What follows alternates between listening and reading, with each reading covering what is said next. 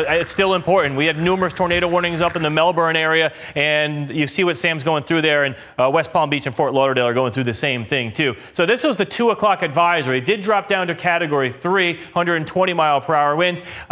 The lower the winds, the less wind damage. I only think 20% of the storm damage total is going to be from the wind. The storm surge isn't going to matter. That it's too late. The storm's too huge. It's pushing too much water. It's too late for that. But let me update you on the path. This was the 11 a.m. advisory. The next path advisory we'll get is going to be at 5 p.m. And for our friends watching us in North Florida, Tallahassee, Ocala, the Gainesville area, all the way into Georgia, you're still very curious of how close this will come to you, even as a tropical storm, and if you're going to have to worry about power outages. So here we go at 8 p.m. 125 mile per hour winds. So they're probably going to have to change this forecast a little bit because it's not going to strengthen. Remember the last advisory was 120. So they'll change this, they'll lower this a little bit. More important is the position, almost right over the top at Fort Myers there and just to the east of there. And then we take it up towards Tampa as we go throughout this evening. In the dark, in the middle of the night, is when the worst of it will be right over Sarasota, Tampa, Pinellas County, beautiful Clearwater Beach, and then we'll take the storm northwards and weaken as a tropical storm during the day tomorrow. Highest wind gust we've seen on the Keys was 120. And just lately we had a gust to 103 in Naples. Pembroke Pines had a gust to 109. On satellite, you can see the eye is not quite as defined. It's not as clean as it was. It's the eye right there, and it's about to come on shore.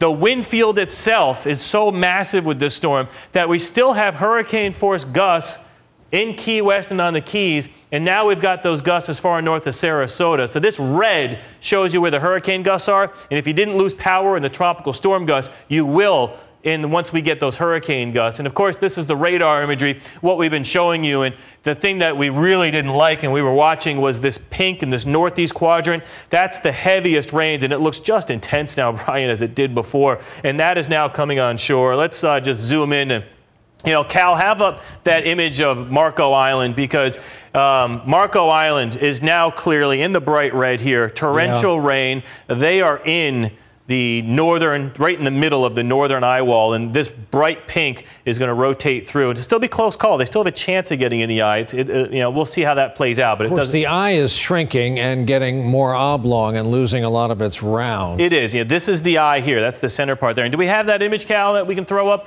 of Marco Island? There it is. Yes. So this before image of Marco Island.